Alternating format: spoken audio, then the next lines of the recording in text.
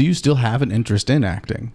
Absolutely. Yeah? Yeah. What excites you about acting? Like, what would be a role? I know you, not like laying out a specific role or anything, but just like what about a role would excite you versus one that would bore you?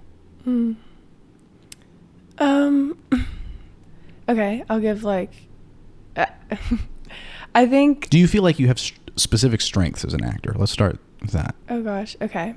Well, I would say,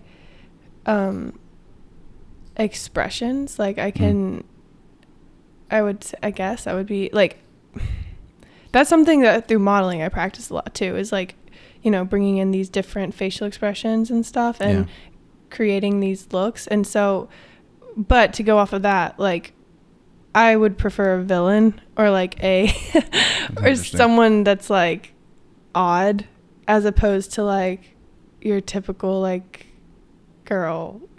Does that make sense? Like I would not like if it was I wouldn't want to be like the normal like you know what I mean? I'm trying to think of the word, the protagonist. Or right. Yeah. I can see that. I can see you being a villain. Thank you. You're kind of the villain in my life. Yeah, I'm acting. Is it? Seems more like method acting. Exactly. You're just pulling from real emotion. Mm-hmm. No, yeah. I respect it. Yeah, I don't know. What about you? What kind of roles do you like? Well, I know I have historically, from like a comedy standpoint, have always liked characters. But I think I've lost interest in that. And I think I'm much more like, because I think this is completely has to do with this shift that just happened for me around like 21, 22. So like same way where my whole creative process changed, I think my interest in acting, I haven't acted very much since then. And the little bit I have done, it has been about trying to pull from what is real. And that's the same thing with all the other art. It's like no longer am I trying to build some sort of intricate facade that's funny. I have that. I flex those muscles and I have that at my disposal as a tool that I continue to use. But now I've become very interested in digging down deeper into like trying to catch myself and like psychoanalyze myself and get insight into what's wrong with me and then like get interested and dig it up and it's deep. Yes, transmute it and use it. Yeah. So like I like playing the anti-hero. Because to me, I think the anti-hero is, it preserves. It's okay. I think I've heard this analysis about our modern day culture that I agree with, and then it comes back to why I think I'm fascinated with the anti-hero. We live in a culture that is very much like collectively trying to suppress and ignore the shadow. Like both collectively and on an individual level. We're all so many people are trying to feign like I'm a morally good person all the time. Right. That's who I am. Right. And it's just like no human being does not have the capacity to be an absolute chaotic murderer. We all have that inside of us. Yeah. And if you don't address it, that stuff it's not necessarily if you don't address it, you're just going to become a serial killer. Yeah. But if you don't address it, your shadow is going to start leaking out. It can fester. What's that? Can like fester. Confessed. Okay, I thought they were saying the word confess and then just putting I'm a confessor. I was just agreeing with you. Yeah. Yes, it can fester. Yes, absolutely. It can fester, and then it starts to leak out uncontrollably. Like you just start having these little explosions and mental meltdowns, and you start treating people poorly without you even knowing it or realizing it. Right. And treating yourself poorly. You start self-destructive things start coming up. Right. So to me, I just feel that the anti-hero is a more honest portrayal of human beings because it's someone who the story in the film, like the narrative of the film, is setting up to where this is your main character, but it's not conventional protagonist in the sense he's all good. He's like, no, he's a severely flawed human being. You're going to see him maybe trying to be good or go on this struggle of just being a piece of shit to like suddenly deciding to try to be a little better. But you're going to see this dark side of them.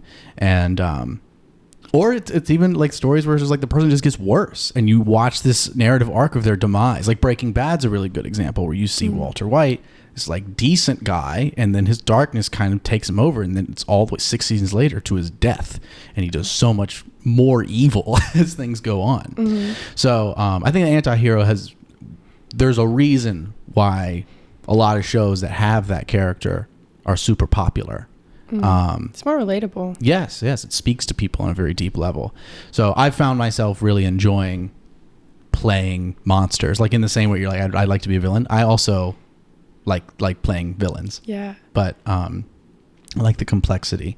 And I also love exaggeration too. Like still there's that element of like character. Yeah. Like I love the over the top hyperbolic. Like if I'm going to play a bad guy, I'd like to play a guy like someone who's morally unsound. I like to play someone who's really morally unsound. Like here's the line. Yes, yeah. And just jump way over it. Yeah. Yeah. Well, that's cool. Yeah, like even the Grinch, like I liked that because it's like he's like kind of looked at as like this bad guy, but really if you look at his like story, he was just outcasted, you know? Yeah.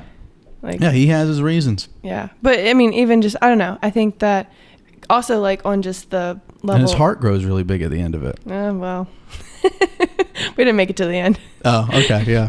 No, actually it's funny you say that said that about like, you know, picking the characters and doing that. So actually for that specific play, that was one of the most like, that was one of my like favorite memories of anything with acting because another girl and I kind of like took the lead. We were allowed to like, this is the first time we were ever allowed to like do our own script, do our own like whole skit by ourselves, like come up with it and perform it in front of like the whole school, whatever. Yeah. And so a girl and I, her mom was a therapist, counselor. And so we were like, why don't we do Christmas counseling?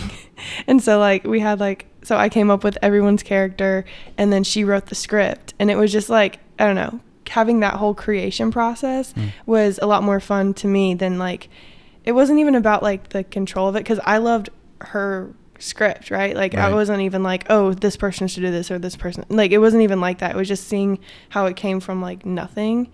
And then this collaborative effect. And then each person like just did their part so well. Yes. Like it was just like, I couldn't play everyone and I didn't want to play everyone, but just because this person was like so good at what they did, it made this like magic at the end. I don't know. It was just like really cool to see it all just happen over time. And then the process of it too, like having someone like, oh, wait, I'm going to do this. And then actually seeing them at the end, like do it so well. So I don't know.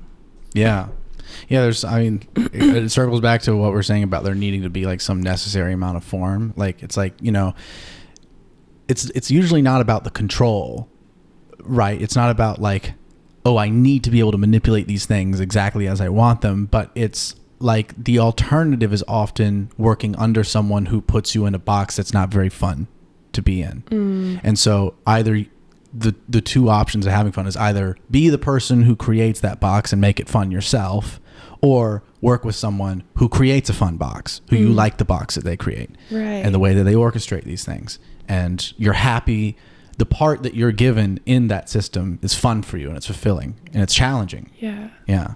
I love that because I think that can be related into like just so many things in life. And, you know, we've created a society where we have to work to live, right? And so like even in jobs, you know, personally, I don't see myself like being someone that really enjoys going to work and doing a job kind of thing. Like I have enjoyed the structure that I create for myself kind of thing. But if more people were focused on creating environments that people could flourish in rather than just be like slaves to a system, it would just be so much better. And you see that, you know, in certain environments where, you know, people that work like absolutely love their job versus someone that's in the same role somewhere else and they absolutely hate it. Yeah. I don't know. It's just, yeah.